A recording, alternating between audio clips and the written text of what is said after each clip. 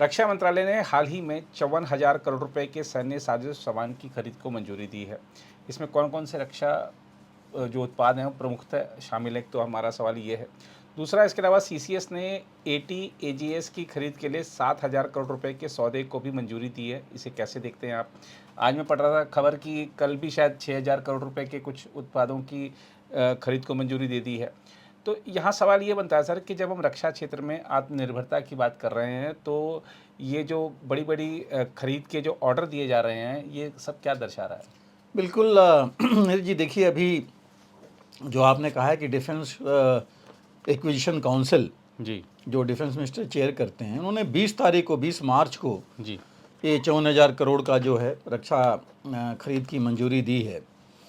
और उसके साथ ही जो आप बात कर रहे थे कल परसों में, ये भी बताया गया कि तकरीबन 24 बिलियन डॉलर का जो है रक्षा उपकरण अपने देश में बने हैं। जी, एक्सपोर्ट तो पता ही है, हमने 30,000 करोड़ का टारगेट है बाकी।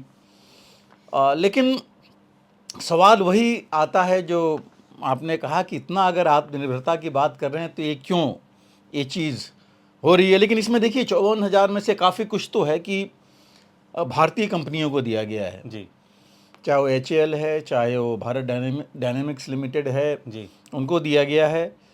और जो मुख्य चीज़ें हैं इसमें जिनके ऊपर ये बात हुई है, इसमें उससे पहले देखिए जो रक्षा बजट इस साल था, जी, उसमें 6 लाख करोड़ के आसपास का रक्षा बजट है, जी, जिसमें कि तकरीबन 1.48, या आप राउंड फिगर अगर करें तो हम कहें कि 1.5 लाख करोड़ जो है जी, वो कैपिटल आउटले के लिए है, जी, कैपिटल खरीद के लिए है।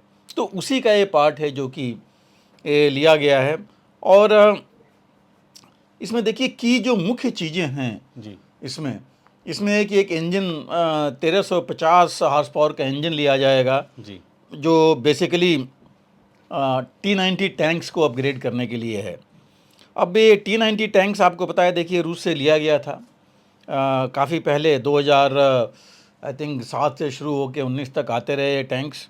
और बेसिकली इनको अपग्रेड करना ज़रूरी इसलिए है कि ये टैंक्स हाई एल्टीट्यूड में नहीं काम कर पा रहे हैं, जी, जो हमारी अभी मुख्य ज़रूरत है चीन के खिलाफ। जी, तो उसके लिए अपग्रेड करना ज़रूरी है। और देखिए इसके साथ हम सबको पता है कि हमारे यहाँ अर्जुन मेन बैटल टैंक बनना शुरू हुआ था कई साल पहले भारत में। और वो अर्जुन टैंक इस हिसाब से था कि वो मेन बैटल टैंक होगा, जी, वो लाइट होगा, हर जगह काम करेगा, लेकिन वो हो नहीं पाया। उसकी काफ़ी कमियां थीं। पहले था कि 40 टन का टैंक होगा, जी, कहीं भी हम ले जा सकेंगे, हाई एल्टीट्यूड और बाकी इलाके में भी काम करेगा, आराम से ट्रांसपोर्ट भी हो जाएगा। लेकिन वो करते कराते 62 टन का हो गया। जी, आप देख लीजिए कितना ज़्यादा उसमें फ़र्क है। उसके जो फायर कंट्रोल, मोबिलिटी भी काफ़ी डाउटफुल थी, मोबिलिटी भी इतनी अच्छी नहीं थी जो चाहिए, जी, चाहे डेजर्ट्स में, चाहे प्लेन्स में, चाहे एल्टीट्यूड में। फायर कंट्रोल इंस्ट्रूमेंट्स भी उसके बहुत अच्छे नहीं थे उन्नत किस्म में जो इस समय चाहिए। तो इसलिए जो है इसकी ये ज़रूरत पड़ी। और T90 भी देखिए बहुत पुराना है, मैं कह रहा था वो 2006-07 में हमने लिया था, मुझे याद है, आई थिंक ये 2001 का मॉडल है जी, जो रूस के पास बना था। उसके अपग्रेड हुए, मार्क 1, मार्क 2, 3 तक भी आए हैं उसमें। और हमने लास्ट जो लिया था वो 2019 में लिया था। लेकिन उन सबको अपग्रेड करना ज़रूरी है, क्योंकि अभी हमने देखा कि ये उतने काम नहीं कर पा रहे हैं। ये बेसिकली प्लेन्स और डेजर्ट्स के लिए तो ठीक थे, हालांकि ये भी मॉडर्न नहीं है उतने, जी, लेकिन अपग्रेड होकर के अच्छे हो सकते हैं। और इसी की इंजन्स लेने की मुख्य है, जिससे कि इसको अपग्रेड किया जा सके, इसके फायर कंट्रोल इंस्ट्रूमेंट्स भी हो सकें। और T90 को हम भीष्म नाम दिया था हमने अपने यहाँ। तो दूसरा है इसमें इसके साथ ही और भी हैं, जैसे आपने आर्मी टैक्टिकल जो आर्टिलरी गन सिस्टम की बात की, अटैक सिस्टम बहुत पुराना है, बाकी कई देशों में है ये। लेकिन इसकी अच्छी बात ये है कि ये हमारे देश में ही बन रहा है। जी, इसमें L&T भी हैं, टाटा जो एडवांस सिस्टम्स हैं वो भी इन्वॉल्व हैं, और वो बना रहे हैं इस समय। लेकिन देखिए सबसे बड़ी बात होती है, जैसे आप मैं अर्जुन की बात कर रहा था टैंक की, जी ये टैंक बनने में सालों लग गए। जी वो कहा तो ये जा रहा है कि ये टैंक इंडक्शन से पहले ही ऑब्सलीट हो गए हैं, ओहो जी क्योंकि उस लेवल के हैं नहीं। जी तो सबसे बड़ी हमारी आत्मनिर्भरता की अगर बात करते हैं जी तो कमजोरी इसमें है, जिसको दूर करना जरूरी है। जी कि हम आगे नहीं बढ़ पा रहे हैं। जी दूसरा जो है इसमें जो जो आर्मी की रिक्वायरमेंट है जी वो भी तो बदलती रहेगी। अब 20 साल तक अगर आप वही लेके चलेंगे जी तो अब देखिए, पहले हमारा फोकस होता था पाकिस्तान वेस्टर्न बॉर्डर, जी अब हमारा मेन फोकस हो गया है ईस्टर्न बॉर्डर्स। जी तो नेचुरली ये तो चीज़ें जो सिचुएशन स्ट्रेटजिक सिचुएशन के हिसाब से बदलती रहेंगी।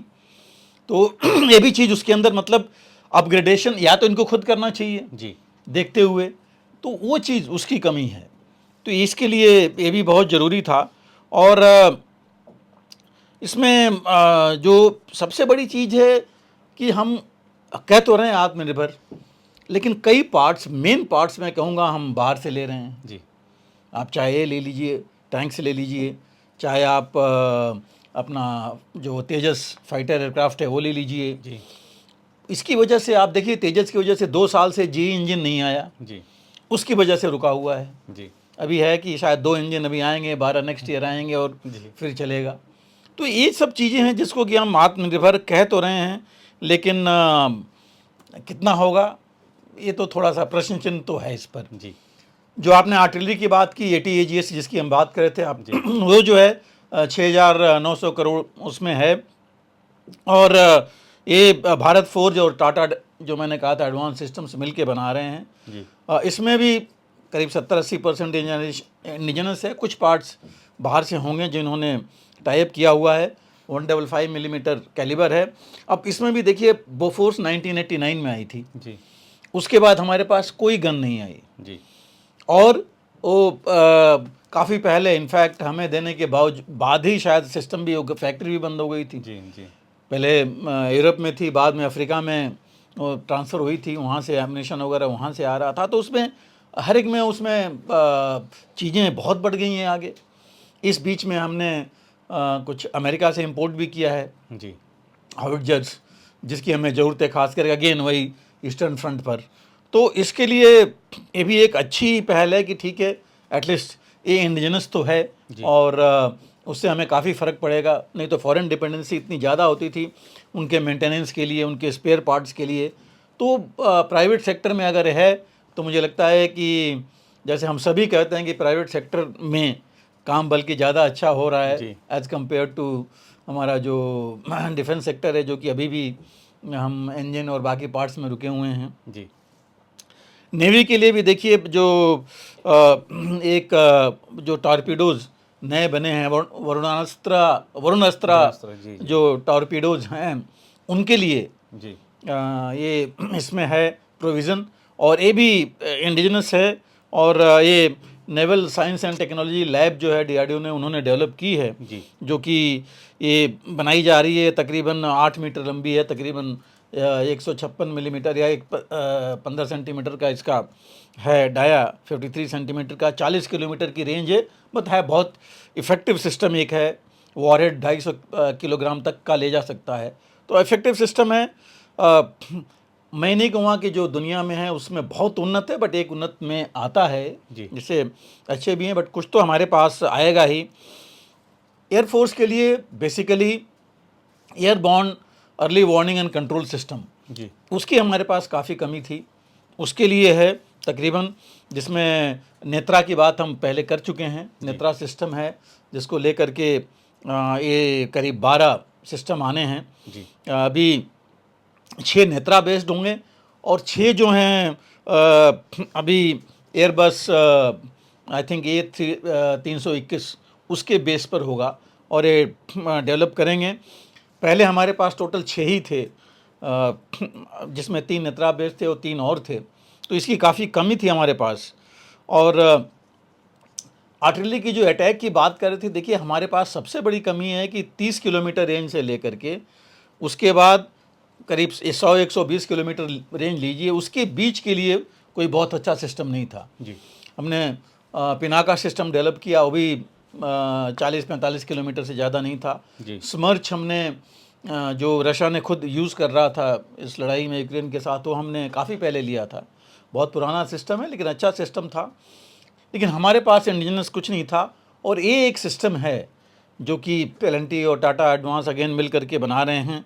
तकरीबन 48 किलोमीटर का मिनिमम रेंज होगा, जो ऑलरेडी कह रहे हैं कि 70 किलोमीटर तक एनहांस हो जाएगा, और बाद में एम है कि 120 किलोमीटर तक इसको रेंज एनहांस किया जाए। जी। तो उस बेसिस पर है प्रिसीजन सिस्टम होगा, बहुत ही प्रिसीजन गाइडेड सिस्टम्स होंगे, और तकरीबन 307 ऐसे गन्स का ऑर्डर है इसमें, तो उससे भी काफ़ी फ़र्क पड़ेगा। तो ये जो कुछ सिस्टम्स हैं, कुछ चीज़ों की जो मैंने बताया, इसमें और भी छोटे मोटे काफ़ी आइटम्स हैं। जी। और देखिए सबसे बड़ी चीज़ एक और इसके साथ जुड़ी है कि रिफॉर्म्स भी इसमें किए गए हैं। जी। कुछ रिफॉर्म्स किए गए हैं जो अभी मीटिंग थी, जो बहुत ज़रूरी था, खास करके प्रोक्योरमेंट के लेकर के। पहले देखिए होता था, अभी इन्होंने जो टाइम कट डाउन किया है, अदरवाइज़ जो अभी इन्होंने किया कि 54,000 करोड़ का दे दिया, अब इनको सालों लग जाते थे इन आइटम्स को आने में। तो AON जो होता था, AON एक्सेप्टेंस ऑफ नेसेसिटी, जो इन्होंने दिया 54,000 करोड़ का, जी। वो लेने के बाद फिर भी कई साल लग जाते थे। फिर आपका कैपिटल बजट इस साल का लैप्स हो गया, फिर अगले साल आप अलग लीजिए, तो ये सिस्टम चलता रहता था। और अभी जो इन्होंने टाइम कम किया है, इन्होंने अभी किया है कि जो टाइम है प्रोक्योरमेंट का, वो जो पहले करीब 96 वीक्स होता था, जी। उसको 96 में तकरीबन 2 साल ले लीजिए, पौने 2 साल, जी। उसको कम करके इन्होंने बोला कि नहीं 24 हफ्ते में होगा। जी। तो एक ये अच्छी पहल है। और जो पहले AON होता था, एक्सेप्टेंस ऑफ नेसेसिटी, उसके बाद RFP बनता था, जी। रिक्वेस्ट फॉर प्रपोजल, जो भी होता था, उसमें भी टाइम लगता था।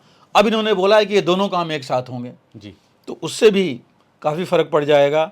और फील्ड एवोल्यूशन ट्रायल्स जो होता था, जैसे मान लीजिए हम माइनस हाई एल्टीट्यूड एरिया में होता था, लद्दाख में होता था माइनस टेम्परेचर में, फिर हम प्लस टेम्परेचर में आते थे, वहाँ -50 है, यहाँ राजस्थान में +50, अब तो खैर प्लेन्स में भी +50 होने लगा है। जी। तो उन टेम्परेचर में भी ट्रायल्स होता था, तो उसमें भी काफ़ी टाइम लगता था। हालांकि वो ट्रायल ज़रूरी भी है, तो उसको भी इन्होंने कहा कि ये कम करेंगे और सिमुलेशन मोड में करेंगे ज़्यादातर, जी। कि उससे भी पता लग जाएगा कि क्या है। और जो दूसरा जो कॉन्ट्रैक्ट फाइनलाइजेशन है, वो अगेन घूमता रहता था। जी। पहले लोअर लेवल स्टार्ट होकर के ऊपर तक जाकर फिर मिनिस्ट्री एंड बाकी सब जगह तक जाता था। उसको भी उन्होंने जो उसका टाइम कम किया है, तेज़ किया है उन्होंने। और उन्होंने कहा है कि जो एक CNC है, कॉन्ट्रैक्ट नेगोशिएशन कमेटी, जो कि फाइनलाइज करती है कॉन्ट्रैक्ट, वो जो है विदिन 6 महीने के अंदर अंदर कॉन्ट्रैक्ट फाइनलाइज करें। जी। नहीं तो आप पहले आप देखते थे हम कि एक चीज़ शुरू हुई और वो 8-10 साल 12 साल लग जाते थे, चीज़ होती नहीं थी। जी। अब लेकिन इसके साथ देखिए कई फ्यूचर ऑर्डर्स हैं जो अभी हम बात कर रहे थे। रफ़ाल देखिए, रफ़ाल हमने खरीद रहे हैं हम फ्रांस से, नेवल वर्जन के लिए भी वो भी अभी आना है जी। रफ़ाल। उसके बाद आपके प्रेडेटर ड्रोन्स जी। अमेरिका से MJ-97 की बात हो रही थी, वो भी है। स्कॉर्पियन सबमरीन्स बन रही हैं जी। अगेन जर्मनी और के साथ। फिर जो एक quick reaction surface to air missile, वो भी है, हालांकि ये भी इंडिजिनस होगा। प्रचंड हेलीकॉप्टर्स हैं जो इंडिजिनस हैं, कुछ पार्ट ज़रूर अगेन बाहर के हैं। इंडिजिनस के अगर मैं कहता हूँ, मतलब ये मान के चलिए कि उसमें 60-70% है, कहीं में तो कुछ पार्ट्स बाहर के हैं। जी। पिनाका, जिसकी मैं पहले बात कर रहा था, rocket system L&T and Tata उसकी बना रहे हैं, उसकी भी रेंज काफ़ी इंक्रीज हो रही है। तो ये चीज़ें ऑलरेडी पाइपलाइन में हैं। एक K9 वज्र SP हावित्जर, जी। ये भी पाइपलाइन में है जो ऑल टेरेन टाइप का होगा। ये गन समथिंग लाइक जो अच्छा वर्जन होगा बोफोर्स का भी। जी। तो ये सब चीज़ें पाइपलाइन में हैं। और जो रक्षा मंत्रालय ने कहा है कि तकरीबन 65% जो रक्षा उपकरण हम अपने देश में बना रहे हैं। जी। बट देखिए ये सब छोटे मोटे उपकरण हैं, आपको पता है हमने राइफल भी इंपोर्ट की थी अमेरिका से। जी। तो कमी तो है, ऐसा नहीं है कि सब कुछ इतना स्मूथ चल रहा है, एयरक्राफ्ट से लेकर के राइफल से लेकर हर एक चीज़। बट अगर 65% है तो एक बहुत अच्छी बात है। अगर हमने इंडिजनाइजेशन 70% कर ली, 80% कर ली, तो ये भी एक मैं कहूँगा बहुत अच्छी पहल है, बहुत अच्छी बात है। और ख़ास करके मेक इन इंडिया अगर हो रहा है जी यहाँ पर असेंबल करके उसके बाद मेक इन इंडिया, तो ये भी एक अच्छी पहल होगी आगे के लिए।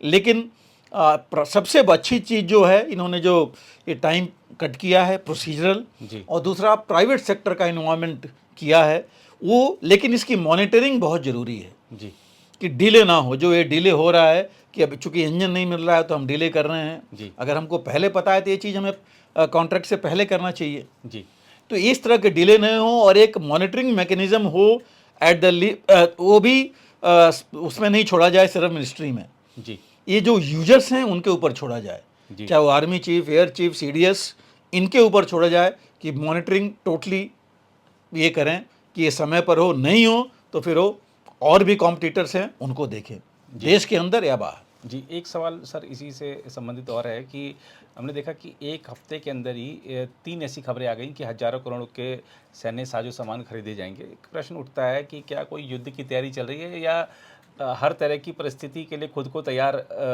रखने भर की कवायद है ये?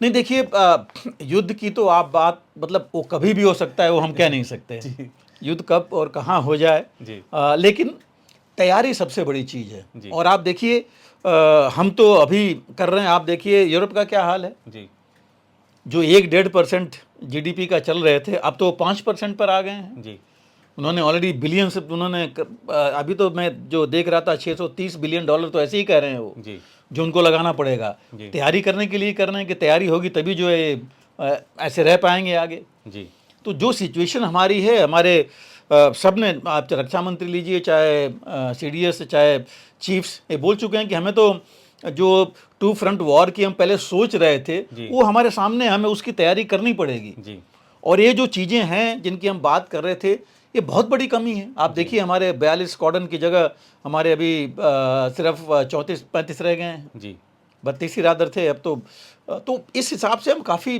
पीछे हैं जी अगर देखा जाए तो जी इन मामलों में। जी तो इसलिए बहुत ज़रूरी है कि हम तैयारी करके रखें। और युद्ध तो कभी भी आ सकता है। और ये भी इक्विपमेंट देखिए, ये नहीं है कि आज बात की और कल खरीद के हम रख लेंगे। जी डिलीवरी सिस्टम तो है नहीं कि आप मंगा लीजिए। जी सालों लग जाएंगे इन इक्विपमेंट्स को तैयार होकर के आने पर और यूज़ के लिए तैयार होने में, ट्रायल्स के बाद और बाकी चीज़ों के बाद जी। इनकी लॉजिस्टिक्स और हर एक चीज़ देखनी पड़ेगी। जी तो ये तैयारी है। मैं तो ये कहूँगा कि अभी की नहीं, अभी तो जो है हमें, जैसे सभी कहते हैं हमारे चीफ्स और बाकी लोग, कि भाई जो हमारे पास है उसी को देख के लड़ना पड़ेगा। जी। लेकिन फ्यूचर के लिए है, जी। और ये फ्यूचर बहुत लंबा फ्यूचर नहीं बने, जी नज़दीक फ्यूचर में हो जाए, जी। वो सबसे अच्छी बात होगी। अगर आप भी लेना चाहते हैं देश दुनिया की तमाम जानकारी तो आज ही सब्सक्राइब करें हमारे चैनल को। साथ ही नीचे दिए बेल आइकन को जरूर दबाएं ताकि हर अपडेट आप तक पहुंच सके।